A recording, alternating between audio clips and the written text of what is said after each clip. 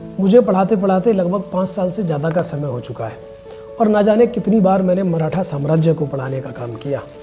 लेकिन आजकल जो एक फिल्म आई है छावा, जितना काम उसने कर दिया शायद हम टीचर लोग अपनी क्लास में नहीं कर पाए, क्योंकि उन्होंने मराठा साम्राज्य के दूसरे राजा महाराज संभाजी महाराज की वीर गाथाओं को बड़े ही अनोखे अंदाज में पेश करने का काम किया। इसके लिए मैं विकी कौशल और इस फिल्म के निर्माता और उनकी पूरी टीम को बहुत बहुत धन्यवाद करता हूँ, बधाई देता हूँ कि उन्होंने इतनी अच्छी फिल्म बनाई।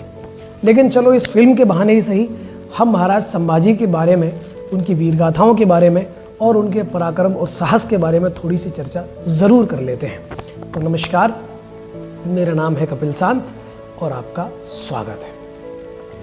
इसकी कहानी शुरू होती है एक ऐसे योद्धा से जिसका नाम शिवाजी था। छत्रपति शिवाजी महाराज की जितनी तारीफ भारतीय इतिहास में की जाती है वो भी कम है।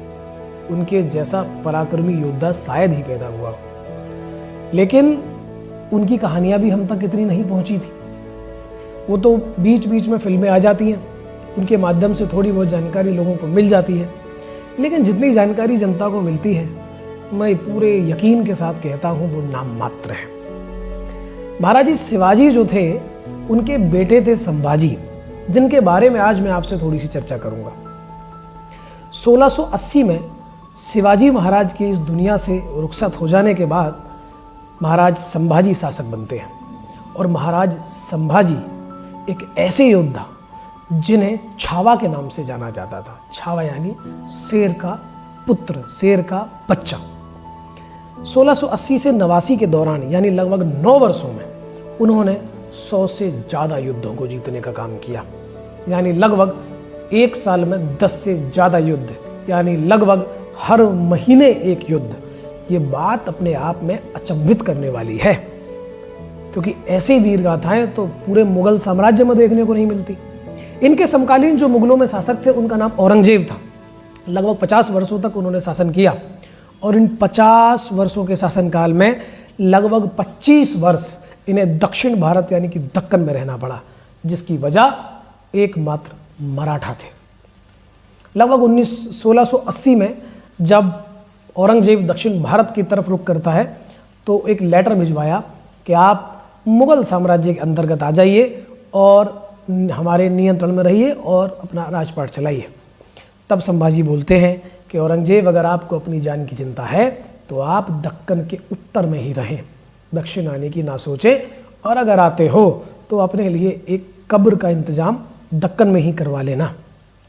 हालांकि ये बात उनकी बड़ी ही सत्य साबित हुई, क्योंकि औरंगजेब की मृत्यु 1707 में महाराष्ट्र के औरंगाबाद में ही हुई, जहाँ पर उसका मकबरा बना हुआ है। जब औरंगजेब दक्षिण की तरफ आता है तो लाखों की सेना, हाथी घोड़े समेत आता है। इतिहासकार बताते हैं कि जब औरंगजेब की सेना चलती तो मानो एक बहुत बड़ा शहर साथ में चलता था। जब वो दक्षिण भारत में आया तो प्रयास किए गए महाराज संभाजी को पकड़ने के लिए, लेकिन गोरिल्ला वॉरफेयर में निपुण महाराज शिवाजी के बेटे संभाजी बहुत ही अद्भुत थे। उन्होंने इनकी बहुत बड़ी सेना को बहुत बार पराजित किया और इस बात से औरंगजेब बहुत ही झुलसा हुआ बैठा था। औरंगजेब हर तरीके से चाहता था कि महाराज संभाजी उनके हाथ लग जाएं। जब अंत में महाराज संभाजी के ही कुछ गद्दार लोगों ने उनका पता औरंगजेब को दिया तो लगभग 10,000 की सेना के साथ औरंगजेब ने सेना को भेजा और वहाँ पर महाराज संभाजी को पकड़ लिया गया। जब महाराज संभाजी को औरंगजेब के पास लाया गया तो उनसे सीधा सीधा ही पूछा गया कि इस्लाम धर्म स्वीकार कर लो और अपने राज्य को हमें दे दो और हमारे नियंत्रण में शासन करने का काम करो। तो उन्होंने, फिल्म में तो बड़े अच्छे तरीके से दिखाया गया है, लेकिन उनका जवाब कुछ वैसा ही था कि आप हमारे मराठा साम्राज्य के अंतर्गत आ जाइए और आपको धर्म भी बदलना नहीं पड़ेगा। औरंगजेब बड़ा चिढ़ गया इस छावा की दहाड़ से। उसने इनको अपमानित करना और यातनाएं देने का काम शुरू किया। पूरे शहर में इनको जोकरों के कपड़े पहन के घुमाया गया, लोगों के हाथ में पत्थर दिए गए और इनके ऊपर पत्थर बरसाने का के लिए बोला। जब इनके हौसले को नहीं तोड़ पाया तो सारे घावों पर नमक मिर्च लगाए गए। फिर भी नहीं तोड़ पाया तो इनकी शेर जैसी आंखों को फोड़ने के लिए गर्म लोहे की रॉड इनकी आंखों में डाल के इनकी आंखें निकाल ली गई। और जब भी इनकी दहाड़ को नहीं रोक पाया तो इनकी जबान तक काट ली गई। और अंत में फिर उनसे एक सवाल पूछा गया कि अब इस्लाम धर्म स्वीकार करने के लिए तैयार हो।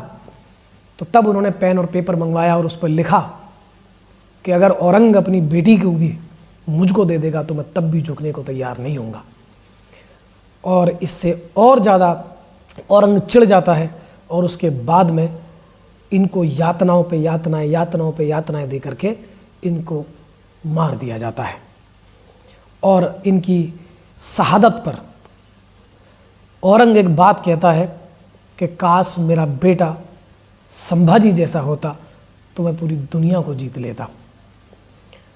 और जैसा कि संभाजी महाराज ने कहा था कि तेरी मौत भी दक्षिण भारत में ही होगी, 1707 तक वो इन्हीं मराठों से लड़ता रहा, क्योंकि इनकी मौत के बाद 1689 में इनके भाई राजा राम छत्रपति बनते हैं और उनके बाद छत्रपति बनने का सिलसिला लगातार चला ही रहता है। 1707 में वो यही मरा और उसके बाद में मराठा साम्राज्य इतना ताकतवर हुआ कि उन्होंने कई दिनों तक दिल्ली को घेरे रखा। और एक पल ऐसा भी आया जब उन्होंने दिल्ली का लाल किला, जिस पर मराठों को कभी इतना गुरूर था, उस पर जाकर उन्होंने मराठा ध्वज को लहराने का काम किया। तो ये एक छोटी सी कहानी थी महाराज संभाजी की, और इस कहानी के माध्यम से ऐसे वीर को हम नमन करते हैं। और आप सभी को मेरा धन्यवाद।